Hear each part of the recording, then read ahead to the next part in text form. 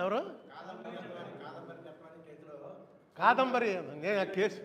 నేను ఆ కేసు పూర్తిగా వెళ్ళలేదు, కానీ ఈ ఐపీఎస్ ఆఫీసర్ల మీద కేసులు పెడుతున్నారంటే ఏదో వచ్చింది. ఐపీఎస్ ఆఫీసర్ల మీద కేసులు పెట్టడం ఇంతకుముందు ఇప్పుడు జరిగినట్టు నాకు తెలియదు. ఆ వెంకటేశ్వరరావు గారిది పెట్టారు కేసు. వెంకటేశ్వరరావు గారి మీద కరప్షన్ ఛార్జెస్ పెట్టారు, అంతే కదా? ఏదో ఇజ్రాయేల్ వ్యవహారం కరప్షన్ ఛార్జెస్ పెట్టారు. పెట్టినా సరే వెంకటేశ్వరరావు గారికి చివరికి కోర్టులన్నీ కూడా వెంకటేశ్వరరావు తప్పేం లేదు అని చెప్పి క్లియర్గా చెప్పడం, ఆఖరి ఆయన మళ్ళీ యూనిఫారం వేసుకొచ్చి కూర్చుని అప్పుడే రిటైర్ అయ్యాడుగా, అంతేనా? అంటే ఏంటంటే ఒక ఐపీఎస్ ఆఫీసర్ అనేటువంటి మనకు తెలియకుండానే మనకు protector of the constitution, IAS IPS వీళ్ళందరూ మనందరికన్నా చాలా తెలివితేటలు ఉన్న వాళ్ళే సెలెక్ట్ అవుతారు. ఇందులో ఈ కేసు ఏంటో నేను పూర్తిగా చదవలేదు, చూడలేదు, కానీ ఒకటి మాత్రం నాకు తెలుసున్నది, అందులో మెయిన్ ఆయన పేరు మన పిఎస్ఆర్ ఆంజనేయులు. పిఎస్ఆర్ అంటే పెండ్యాల సీతారామాంజనేయులు. నాకు 2004లో నేను ఎంపీ అయినప్పటి నుంచి ఆయన పరిచయం ఉంది. అంతకుముందు కూడా ఆయన పేరు విన్నాను, ఎందుకంటే ఆయన కొంచెం టెర్రరైజింగ్ ఆఫీసర్.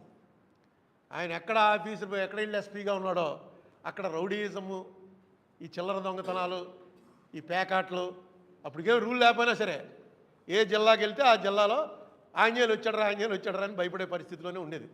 చంద్రబాబు నాయుడు టైంలో కూడా చాలా మంచి పొజిషన్లు చేశాడు.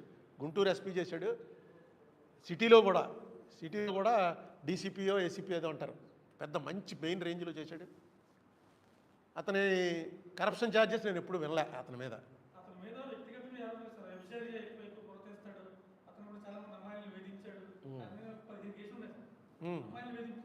అది ఆ కేసులు ఏమైనా తీసుంటే ఇప్పుడు ఏమవుతుందంటే, ఇక్కడ మీరు నా మీద కేసు పెట్టారనుకోండి, అది కేసు, అది ఖచ్చితంగా వాళ్ళు రిజిస్టర్ చేయాలి, పెట్టాలి. ఇప్పుడు నేను మార్గదర్శి చెప్పిందే సేమ్. వాళ్ళు కాగితం పెట్టుకున్న వాళ్ళు డబ్బు వాళ్ళు పట్టుకుపోవటం వేరు, ఈయన డబ్బు ఇచ్చేయటం వేరు. ఇప్పుడు ఇక్కడ ఏం చేస్తున్నారు, గవర్నమెంటు ఎవరైతే కేసులు పెట్టారో ఆ కేసులు పెట్టిన ఎస్పీల మీద ఆ కేసులు పెట్టడానికి వెనక నుంచి ఈ ఇంటెలిజెన్స్ అంటే జగన్మోహన్ రెడ్డే, వెంకటేశ్వరరావు అంటే చంద్రబాబు నాయుడే, చాలా కావాల్సిన వాళ్ళనే తెచ్చిపెట్టుకుంటారు. అక్కడ ఇంటెలిజెన్స్ వాళ్ళతో అన్ని రకాలుగానే చర్చించి పెట్టుకుంటారు. ఇతని మీద పెట్టారు. ఇతను నాకు ఎలా తెలుసు అంటే, మన రాజమండ్రి వాళ్ళు చల్లా వాళ్ళ జంజాల గారు ఉన్నాడు, సినిమా డైరెక్టరు, ఆయన వియ్యంకుడు. రాజమండ్రి మా చల్లా భద్రయ్య గారు ఉన్నాడు, చల్లా భద్రయ్య గారికి బావగారు అవుతాడు, చెల్లెలు మొగుడైన జంజాల గారు. వీళ్ళంతా మొన్న వాళ్ళ పెళ్ళికి వెళ్ళాను, అన్నింటికి వెళ్ళాను, మాకు బాగా దగ్గర వాళ్ళు వీళ్ళంతాను. ఈయన మీద నేను కరప్షన్ ఛార్జెస్ వినలేదు. ఈయన వైఫ్ ఈయనకన్నా 10 రెట్లు ఎక్కువ ఆదాయం ఆవిడికి. నేను ఎంపీ అయ్యాకే మన ఇంటర్నేషనల్ బిజినెస్ స్కూల్ హైదరాబాద్ ఉంది కదా, అందులో చదువుకుని 2006లో బయటకు వచ్చి, అంతకుముందు ఏదో హెచ్ఆర్లో డిగ్రీలు ఉన్నాయి, అందులోకి వెళ్ళిందంటేనే పెద్ద స్టేటస్. అందులోకి వెళ్ళింది, చదువుకుని వచ్చింది. ప్రస్తుతం ఈ ఇండియాలో ఉన్నటువంటి టాప్ కంపెనీస్ అన్నిటికీ కూడా ఆవిడ హెచ్ఆర్ సెలక్షన్ బయట నుంచే చేస్తుంది అనుకుంటాను. వాళ్ళు ఈయన ఉద్యోగం లేకపోయినా సరే వెరీ వెల్ ఆఫ్, బాగా డబ్బులు ఉన్నవాళ్ళే. ఈయన ఉద్యోగం చేశాడు, ఓకే, ఎలిగేషన్స్ వస్తే జరుగుతుంది కోర్టు. గవర్నమెంట్ ఇంట్రెస్ట్ తీసుకుంటుంది. అతనికి దగ్గరగా పనిచేసి ఎవడెవడైతే జగన్మోహన్ రెడ్డికి దగ్గరగా పనిచేశారో వాళ్ళందరినీ కొడదాం అని ఇప్పుడు ప్రభుత్వం, ఈయనకి దగ్గరగా పనిచేసిన వాళ్ళందరినీ కొడదామని జగన్మోహన్ రెడ్డి ప్రభుత్వం. దీనివల్ల ఏమవుతుందంటే, రేపు ఐపీఎస్ ఆఫీసర్లు ఎవడో మీ మాట విండో. మేము మామూలుగా ఫోన్ చేసి చెప్తుంటాం, మేము ఎంపీలమే చెప్పేవాళ్ళం, సార్ ఎస్పీ గారు ఏంటండి రాజమండ్రిలో గొడవ, దీని సంగతి తెలుసండి అని ఒక కాగితం రాసి పంపించండి అంటారు. ఒక కాగితం రాసి పంపిస్తే దాని మీద అడుగుతాను, మీ ఫోన్లు గిన్నెలు నేను తీసుకోను. ఎందుకంటే రేపు పొద్దున్న నీ ఫోన్కి చేశానని నన్ను తీసుకెళ్ళి లోపలేసి ఎలా ఉంటే, అందులో క్రిమినల్ కేసు పెట్టడం అనేది ఎక్స్ట్రీమిటీ. ఓన్లీ కరప్షన్ ఛార్జెస్లో పెడతారు, కానీ దీనికిను అక్కడ గుజరాత్లో అతని పేరేంటి, సంజీవ్ భట్ ఐపీఎస్ ఆఫీసరు,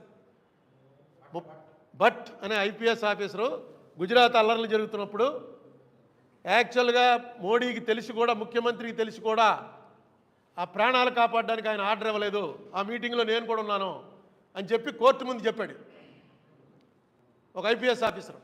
ప్రస్తుతం ఆయన 10 ఏళ్ళ నుంచో 15 ఏళ్ళ నుంచి జైల్లో ఉన్నాడు. అతని మీద ఏం కేసు పెట్టారు తెలుసా? అతని ఫస్ట్ పోస్టింగ్ ఏఎస్పీగా ఉండగా ఒక లాకప్ డెత్ జరిగిందిట. ఆ లాకప్ డెత్ ఇతని వల్లే జరిగిందని తీసుకెళ్ళి లోపలేశారు. అంటే అధికారం చూపించటం. అతను ఇప్పటికీ జైల్లోనే ఉన్నాడు. హైకోర్టు కొట్టేసింది, సుప్రీంకోర్టు అన్నీ కూడా కొట్టేశాయి. అతనిదే తప్పు, లోపలికి వెళ్ళిపోని అందరికీ తెలుసు. గుజరాత్లో మొత్తం చిన్న పిల్లాడిని అడిగితే చెప్తాడు. కానీ తప్పలేదు, అతను తీసుకెళ్ళి లోపలేశారు.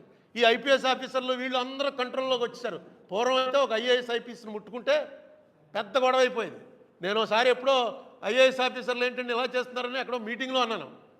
ఐఏఎస్ ఆఫీసర్ విజయవాడలో ఏదో మీటింగ్లో ఐఏఎస్ ఆఫీసర్లు కూడా ఇలా చేస్తే ఇంక మనం ఏం చేస్తామని. నా మీటింగ్ పూర్తి బయటకు వచ్చే లోపల నాకు 10 మంది ఐఏఎస్ వాళ్ళు ఫోన్ చేశారు. నువ్వు వెంటనే ప్రెస్ మీట్ పిలిచి తప్పు చెప్పు, నీ మీద చాలా మంచి ఒపీనియన్ ఉంది, అది పోతుంది, నువ్వు ఐఏఎస్ వాళ్ళు ఎలా చేయటం అన్నావు ఏంటని. ఇది అక్కడ కూడా రాజమండ్రి వచ్చి మళ్ళీ ప్రెస్ మీట్ పెట్టి, బాబు నేను మిమ్మల్ని ఏం పర్సనల్గా అనలేదు, ఐఏఎస్ వాళ్ళు ఎలా చేయడం తప్ప, అది మళ్ళీ అగ్రవేట్ అయింది.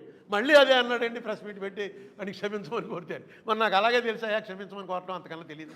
ఎందుకంటే ఆ యూనిటీ అలా ఉంటుంది, పని చేయలేరు లేకపోతే వాళ్ళు. ఈవేళ తీసుకొచ్చి అందులో ఆంజనేయులు అన్న మనిషి నాకు తెలుసు కాబట్టి, మిగతా ఆఫీసర్లు ఎవరో నాకు పరిచయం లేదు, ఆంజనేయులు అన్న మనిషి నాకు తెలుసు కాబట్టి జనరల్గా రౌడీయిజము టెర్రరిజం చేసి ఇలా అనిస్తున్న వాడి మీద మీరు చెప్పిన కేసులు వస్తాయి. ఎందుకంటే ఈ కేసులకి ఏముండదు, ఆడ పెద్ద ఓమనైజర్ అండి బాబు అంటే అయిపోయింది, సర్క్యూట్ అయిపోతుంది. అంతేగా ఎక్కడ ఓమనైజరు ఏ ఓమన్ దగ్గరికి వెళ్ళాడు, నువ్వు చూసావా, భూతద్దం పెట్టావా, ఇది ఎవడో చెప్పలేడు. అనేకం ఉన్నాయి, 100 కేసులు ఉన్నాయి. అయినా తీసుకెళ్ళి ఇంటెలిజెన్స్ దాంట్లో ఎందుకు పెట్టుకున్నారు. అదేది బార్డర్ సెక్యూరిటీ ఫోర్స్లో అనుకుంటాను, బీఎస్ఎఫ్లో డీజీగా పనిచేశాడు, టాప్ మోస్ట్ ర్యాంకు. అంత టాప్ మోస్ట్ ర్యాంకులకి వెళ్ళేటప్పుడు ఇవన్నీ చూస్తారు. ఇవి ఎప్పుడైతే ఇవన్నీ మామూలే అని అనుకుంటారో అప్పుడు ఇప్పుడు చంద్రబాబు నాయుడు మీద నేను చెప్పాను 900 కోట్లు, ఇవన్నీ జనం చూడలేదా, మామూలేనండి ఎవడు సంపాదించుకోవట్లేదు అంటారు, ఓటేస్తారు. అలాగే ఇతని మీద ఇన్ని వచ్చే ఆరోపణలు ఇవన్నీ మామూలేండి. ఏమైనా కరప్షన్ ఎలిగేషన్స్ ఉన్నాయా, ఎవడన్నా చంపేశాడా, ఎవడన్నా కాల్ చేసిన ఎలిగేషన్ ఉందా, ఇవి చూస్తారు. ఇతని మీద ఎలిగేషన్ ఏంటంటే ఆ ఎలిగేషన్ పెట్టిన అతను కూడా వాళ్ళ ఫాదర్ నాకు బాగా తెలుసు, జిల్లా పరిషత్ చైర్మన్ చేశాడు, కుక్కల నాగేశ్వరరావు. జిల్లా పరిషత్ చైర్మన్ వాళ్ళది పెద్ద ఫ్యామిలీ, మంచి రిప్యుటేషన్ ఉన్న ఫ్యామిలీ, డబ్బులు ఉన్నాయి, ఆస్తులు ఉన్నవాళ్ళు. జిల్లా పరిషత్ చైర్మన్ చేశాడు. రాజశేఖర రెడ్డి గారికి బాగా క్లోజ్గానే ఉండేవాడు. అతను కారుమూరి నాగేశ్వరరావు, ఇద్దరు నాగేశ్వరరావులు. మన వెస్ట్ గోదావరి నాగేశ్వరరావే అక్కడ తణుకు, వీళ్ళిద్దరూ కూడా క్లోజ్గా ఉండారు. అతను కొడుకుట మొన్న టీవీలో చూశాను, వచ్చి అతను చెప్తున్నాడు. ఇది చాలా ఈ మధ్య ఏమవుతుందో తెలుసా, నాకు తెలిసిన వాళ్ళు కూడా బుక్ అయిపోతున్నారు. మధ్య ఏమవుతుందో ఒక అమ్మాయి వస్తుంది, మీకు పడుతుంది వీడియో, ఆ అమ్మాయి మీతో మాట్లాడటం మొదలెడుతుంది. అమ్మాయిని చూస్తే చాలా బాగుంటుంది, డబ్బుల విషయం అది ఏముండదు, నిన్ను నేను ఫేస్బుక్లో చేసి లవ్ చూశాను, నిన్ను అలా చేశాను అని క్లోజ్ అయ్యి జాగ్రత్తగా ఓ రోజు ఆ బట్టలు పెట్టడం. ఇవి ఎలా చేస్తారు మొత్తం అవతలండి, సాఫ్ట్వేర్ అండి ఎలా చేస్తారు మొత్తం అంతా కూడా ఒక గంట సేపు ఉంది, 1:45 నిమిషాలు చూడండి. క్రైమ్ ఆజ్కల్ అంటే ఇప్పుడు జరుగుతున్న కరెంట్ ఈవెంట్స్ మీద ఒకటి పెడుతూ ఉంటారు వారం 10 రోజులకు ఒకసారి, వెబ్ సిరీస్. అందులో చూపించాడు ఎలా చేస్తారు. ఎందుకంటే మనకి ఇదేది వాట్సాప్ అంటే ఎన్క్రిప్టెడ్, వాట్సాప్లో మనం ఆడుకుంది ఎవరు వింటానికి లేదు.